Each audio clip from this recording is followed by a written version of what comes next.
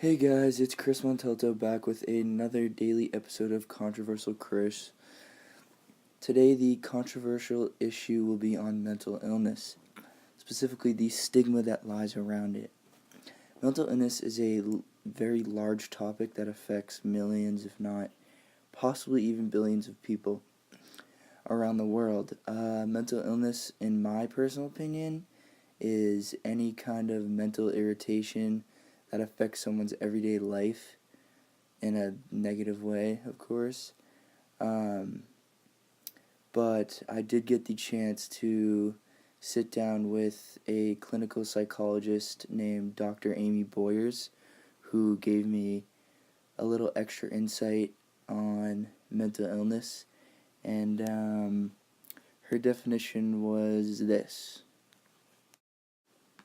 I would define mental illness as a problem occurring in the mind of a person that interferes with their ability to function. Now, I wouldn't say this topic is the most mainstream topic, but it is definitely a topic that deserves a lot more attention because I personally believe that it's not mentioned enough through any community. Anyways, the stigma on mental illness has definitely impacted the way people perceive mental illness. Everyone looks at it as like, oh, like you have a mental illness, you're probably crazy, like you're probably a weirdo, but in most cases that's not true. What creates the stigma, in my opinion, are all like the negative things people say about mental illness. So like if people keep on saying like, oh, like you have a mental illness, you're this, you're that, then if another person hears that, why would they want to speak out on their mental illness if they know people are just going to look at them as crazy or whatever? Anyways, researchers from the Institute of Psychiatry at King's College in London looked at data from over 100 studies, which included about 90,000 participants. The data in the study showed that the stigma of mental illness remains one of the top reasons people choose to forego care. In other words, like the biggest reason people don't get help for their mental illness is because of how people perceive it. I believe this topic is so important to the community, or to any community, because people from all over suffer from mental illness, and it's a very broad, wide range kind of topic that has it has a lot of like subtopics within the topic. So I mean, it's definitely important to bring awareness to the situation. The odds are someone you know probably has a mental illness. The problem is a lot of people in these communities will not get help because of how mental illness is talked about around schools, workplaces, and maybe even at home. According to Amelia Gulliver's scholarly article on perceived barriers and facilitators to mental health help seeking, there are like a numerous amount of barriers that stop people from seeking help for their mental illness. But a recent study confirmed that approximately 18 to 34% of young people with high levels of depression or anxiety symptoms seek professional help. And that is not a very high percentage if you compare it to the percentage of people that actually have mental illness.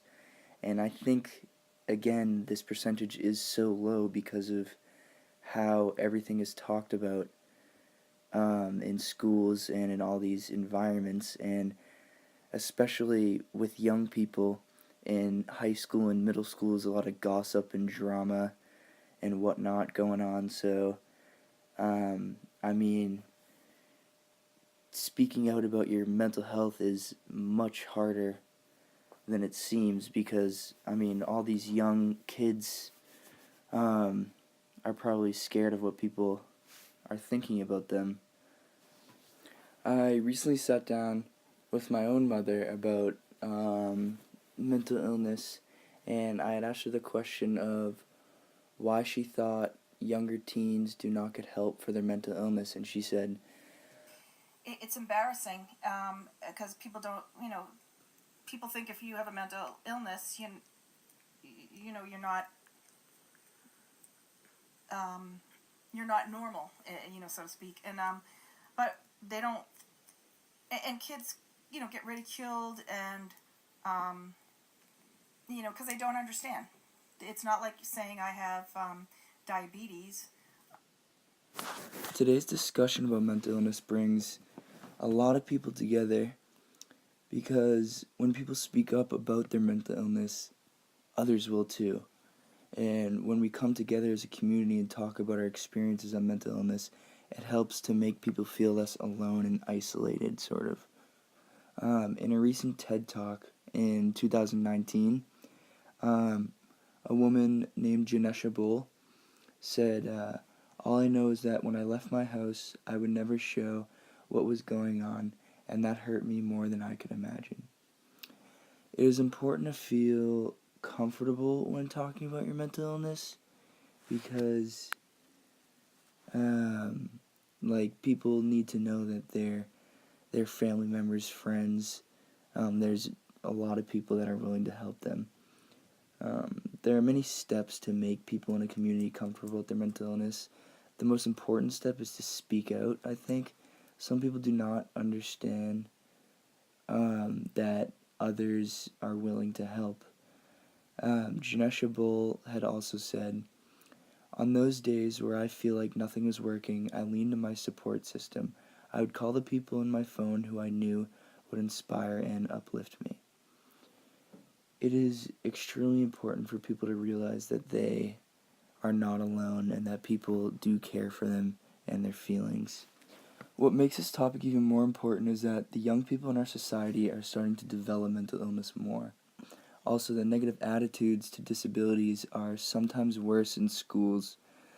A woman in a 2012 interview on the stigma of mental illness posted on YouTube by the IWK Health Center had said, the youth are labeled by their teachers, by their peers, they're bullied, made fun of. I think it's important that adolescents get the help they need because they are the future and their decisions now will affect theirs and everyone else's future. It's not really fair to get labeled by even professionals like teachers, which shows just how much mental illness is sort of neglected when talking about it and bringing awareness towards the subject. Another woman from this same interview with a daughter who had suffered from a mental illness had said, the best time to treat mental illness with youth is early on. Getting a child help as soon as possible is definitely important because the more time the child has the illness, the more time the child has to misunderstand it, which would only make things worse. It is extremely important to address this issue now because mental health is starting to appear more in younger people. This topic is urgent because many people believe that the reason mental disabilities have risen in younger people is due to electronics.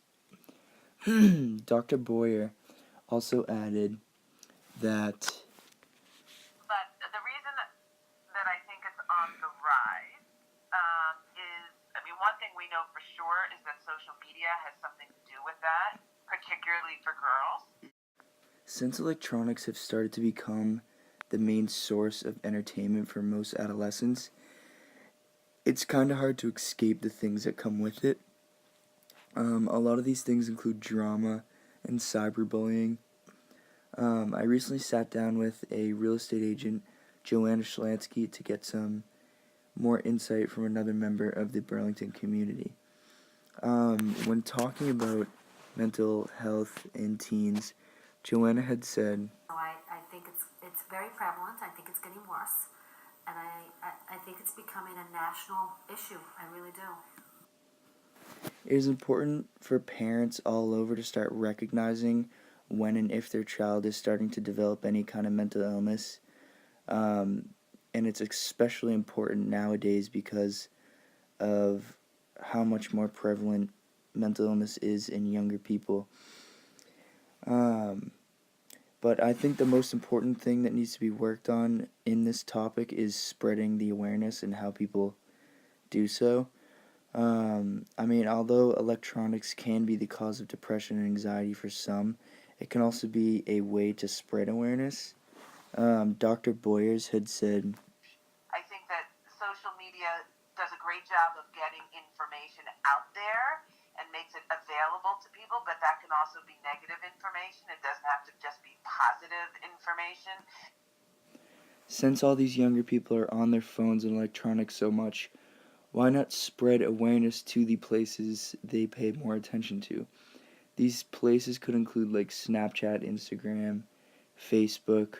I mean, this is just one of the hundreds of ways to improve the stigma that lies around mental disabilities. I believe slowly but surely that if people continue to talk about mental illness, the stigma will eventually be defeated. Thank you guys for listening. I hope you all tune in on my next podcast. Thanks. Have a good day.